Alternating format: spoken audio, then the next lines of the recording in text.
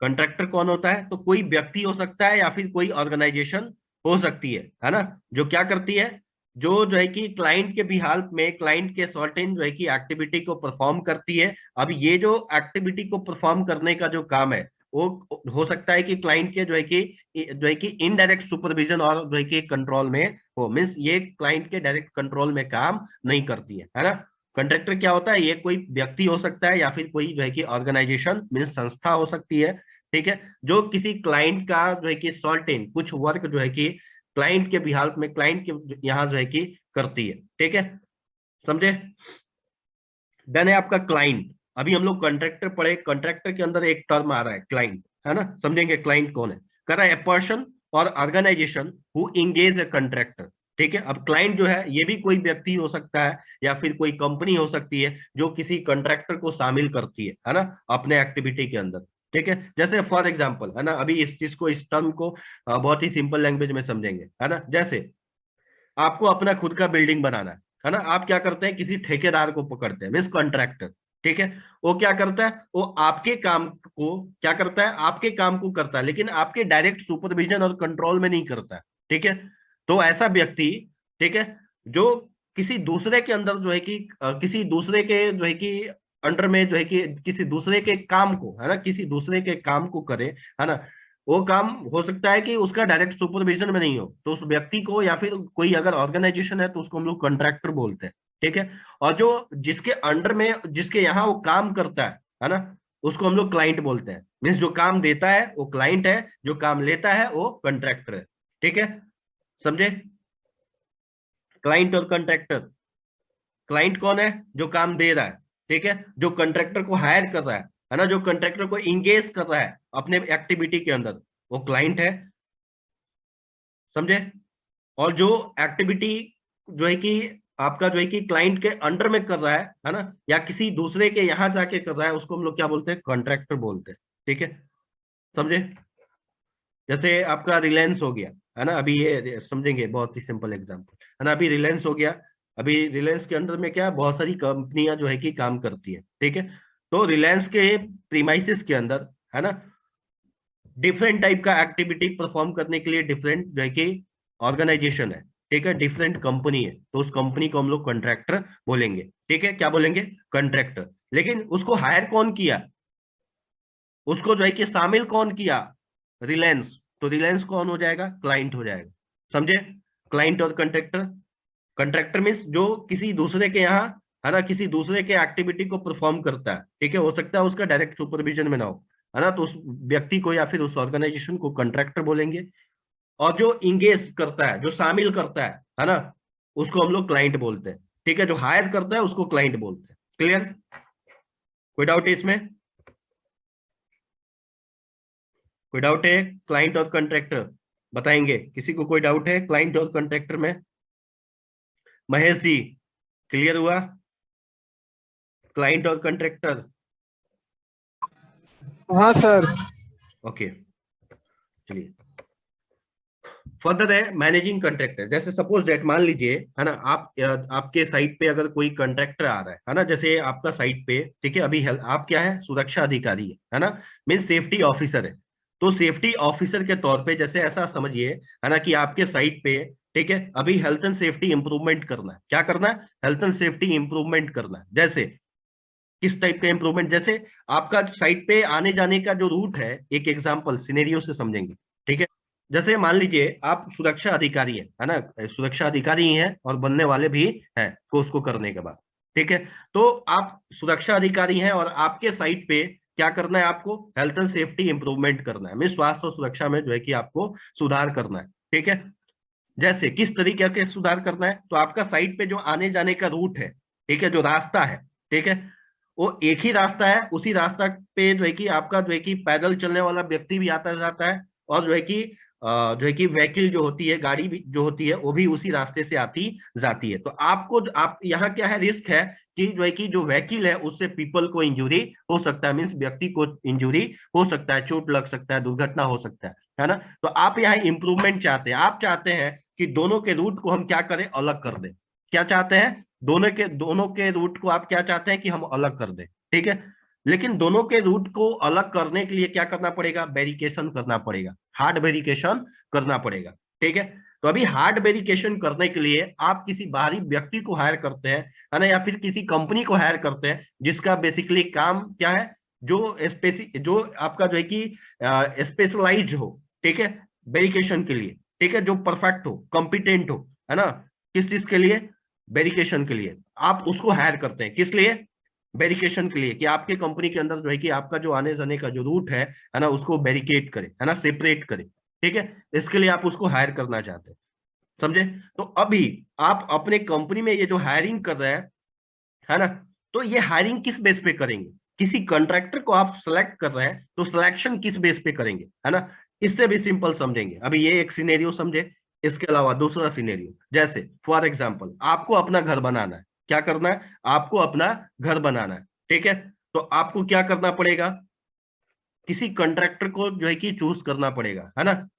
हम लोग क्या करते हैं, ठेका दे देते हैं, है ना, क्या करते हैं, सिंपल भाषा, ठेका देते हैं, है ना। तो किसको देते हैं, किसी ठेकेदार को देते हैं, है ना। तो ऐसा नहीं है ना कि किसी भी ठेकेदार को दे देते हैं, है ना।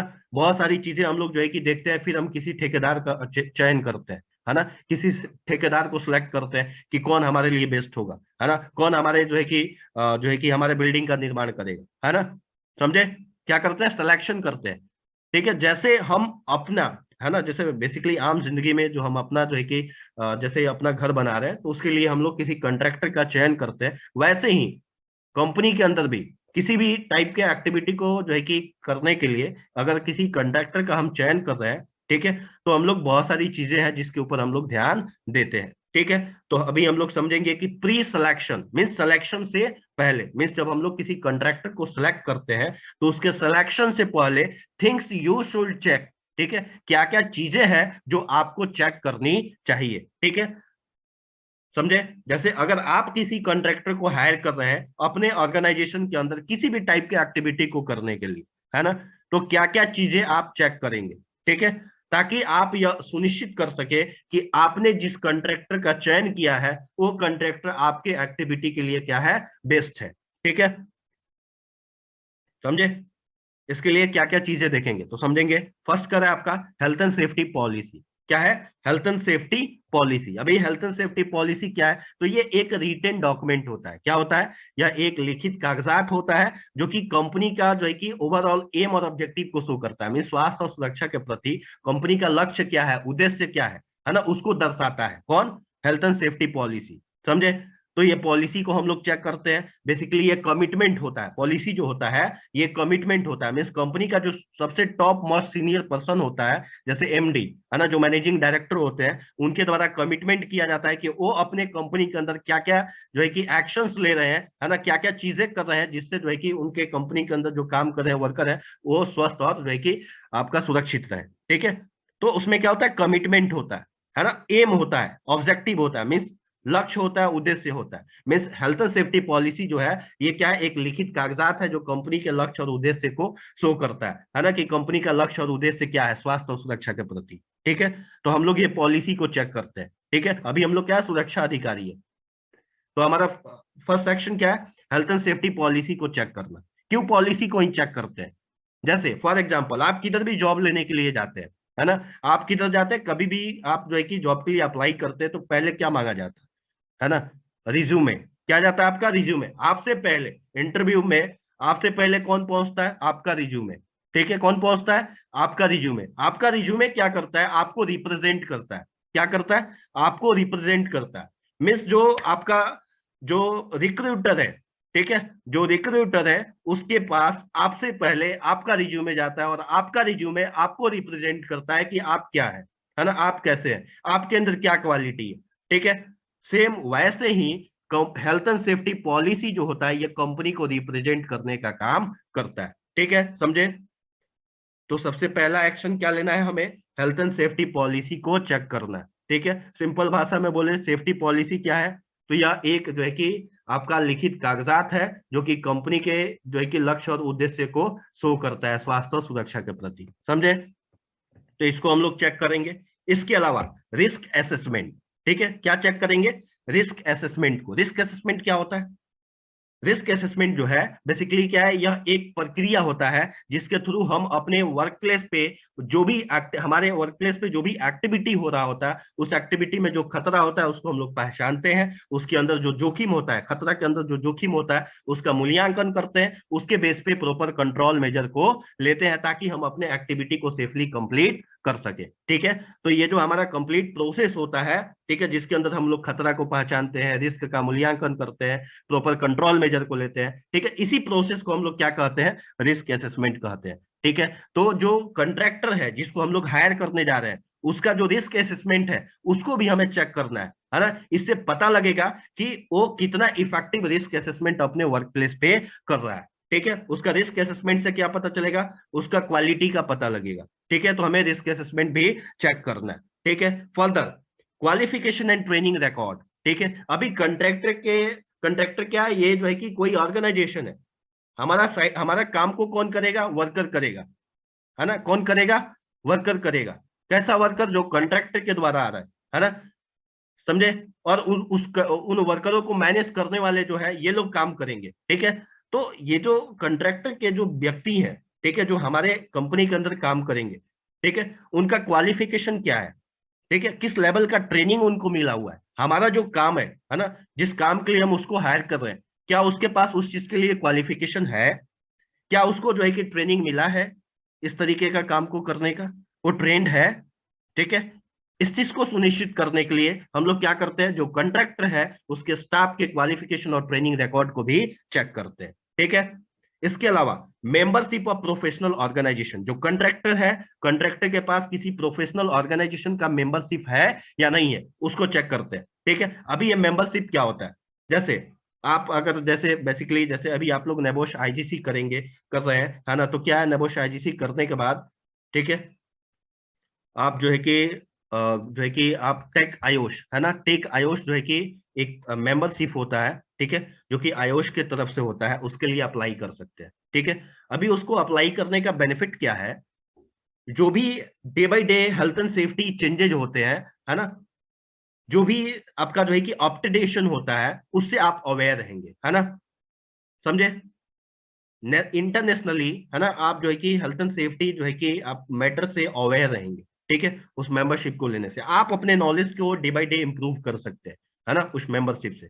ठीक है, तो ये जो मेंबरशिप होता है, अगर ये मेंबरशिप किसी कंपनी के पास है, किसी कॉन्ट्रैक्टर के पास है, तो वो रिप्रेजेंट करता है कि कॉन्ट्रैक्टर क्या है, कॉन्सियस है ना, सीरियस है अपने हेल्थ एंड सेफ्टी के प्रति, अपने कंपनी के हेल्थ एंड सेफ्टी के प्रति। ठीक है, तो हमें एक मेंबरशिप को भी चेक करना है कि कंट्रैक्टर जो है, जो ऑर्गेनाइजेशन है, कंट्रैक्टर ऑर्गेनाइजेशन जिसको हायर कर रहे हैं, उसके पास किसी प्रोफेशनल ऑर्गेनाइजेशन का मेंबरशिप है या नहीं है। ठीक है, next maintenance and equipment testing. ठीक है, अभी कंट्रैक्टर जो हमारे साइट पे काम करने आ रहा है, ठीक है, उसके मैन पावर को तो हमने चेक कर लिया, है ना, उसका क्वालिफिकेशन ट्रेनिंग चेक कर लिया। ठीक है, क्वालिफिकेशन और ट्रेनिंग रिकॉर्ड को, लेकिन वो मैन पावर काम किस पे करेगा, किसी इक्विपमेंट के मदद से करेगा, किसी मशीनरी की मदद से करेगा हमारे काम को।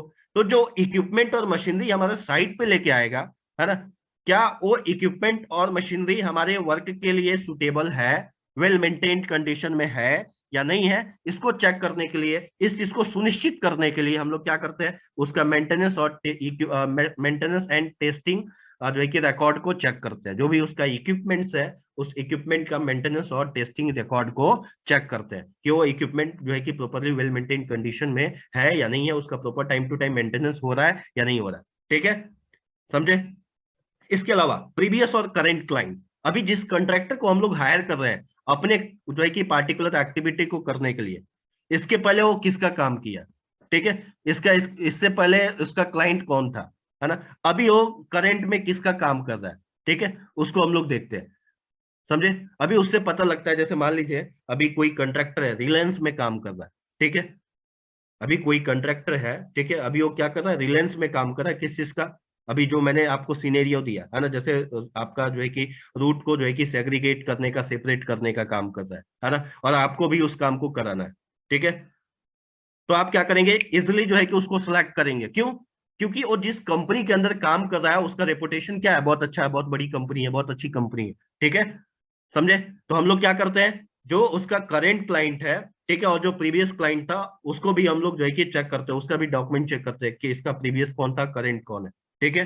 देन एक्सीडेंट रिकॉर्ड, है ना, कंट्रैक्टर का जो एक्सीडेंट रिकॉर्ड होता है, मीन्स वो जो उसका जो ऑर्गेनाइजेशन है, उस ऑर्गेनाइजेशन में जो एक्सीडेंट हुए है ना, उसके रिकॉर्ड को हम लोग चेक करते हैं, है ना। बेसिकली ये क्यों चेक करते हैं, एक्सीडेंट रिकॉर्ड को क्यों चेक करते हैं, है ना, ताकि हम यह सुनिश्चित कर सके कि ये जो कंट्रैक्टर है, ठीक है, अभी इसके अंदर नेग्लिजेंस कितना है ना। बेसिकली क्या है, अगर आपके साइट पे, है ना, अभी सिमिलर टाइप का एक्सीडेंट रिपीट हो रहा है, ठीक है, क्या हो रहा है, रिपीट हो रहा है, इट मीन्स आप क्या कर रहे हैं, आप इग्नोर कर रहे हैं हेल्थ एंड सेफ्टी को, क्या कर रहे हैं, इग्नोर कर रहे हैं। क्योंकि अगर मान लीजिए फॉर एग्जांपल, है ना, आपके साइट पे अगर जो है कि फायर हो गया, एग्जांपल के तौर पे, ठीक है, क्या हो गया, फायर हो गया, उसके वजह से कुछ लोगों को जो है कि चोट पहुंचा और संपत्ति का नुकसान हुआ, ठीक है, तो आपको क्या मांगता है कि आप जो है कि उसका जो है कि जांच पड़ताल कीजिए, उसके कारण को पता कीजिए ताकि दोबारा फायर ना हो, ठीक है। लेकिन आप जो है कि उसके ऊपर प्रॉपर एक्शन नहीं लेते हैं और उसके वजह से फिर दोबारा फायर हो जाता है, ठीक है, तो ये क्या शो कर रहा है, नेग्लिजेंस, इग्नोरेंस, ठीक है। तो हम लोग एक्सीडेंट रिकॉर्ड को भी चेक करते हैं ताकि हम ये आइडेंटिफाई कर सके, ये ज्ञात कर सके कि इसके यहाँ कोई रिपीटेड एक्सीडेंट तो नहीं हुआ है। अगर रिपीटेड एक्सीडेंट हुआ है, इट मीन्स कि ये क्या कर रहा है, ये हेल्थ एंड सेफ्टी को प्रायोरिटी नहीं दे रहा है ना, इग्नोरेंस है इसके अंदर, ये इग्नोर कर रहा है ना, समझे। इसके अलावा इन्फोर्समेंट एक्शन, जो कंट्रैक्टर है जिसको हम लोग हायर कर रहे हैं, है ना, उसके ऊपर कोई इन्फोर्समेंट एक्शन तो नहीं चल रहा है, कोई एक्शन पेंडिंग तो नहीं है ना। अगर इसके पहले एक्शन लिया गया है तो किस कारण से लिया गया है, ठीक है, ये सारी चीजें जो है कि हमें चेक करना है। इसके साथ साथ एडिक्वेट रिसोर्स, है ना, अभी जो कंट्रैक्टर है वो हमारे कंपनी के अंदर हमारा जो है कि एक्टिविटी को करने के लिए आ रहा है, ठीक है, तो उसके पास पर्याप्त रिसोर्स भी होना चाहिए कि वो हमारे काम को जो है कि ऑन टाइम कंप्लीट करे, ठीक है। इसलिए हमें उसका रिसोर्स को भी चेक करना। अब रिसोर्स मतलब क्या होता है, रिसोर्स, है ना, रिसोर्स में क्या चेक करेंगे, तो मैन पावर, ठीक है, क्या चेक करेंगे, मैन पावर, ठीक है, मनी, है ना, टाइम, ठीक है, इक्विपमेंट, ठीक है, ये सारा चीज, ठीक है। रिसोर्स मतलब जिससे जिसके मदद से जो है कि उस हमारा प्रोजेक्ट को कंप्लीट किया जाएगा, ठीक है। तो मैन पावर चाहिए, है ना, मनी चाहिए, ठीक है, ये सारा चीज हम लोग चेक करते हैं कि उसके पास मनी और मैन पावर जो है कि और प्रॉपर इक्विपमेंट है या नहीं है, ठीक है।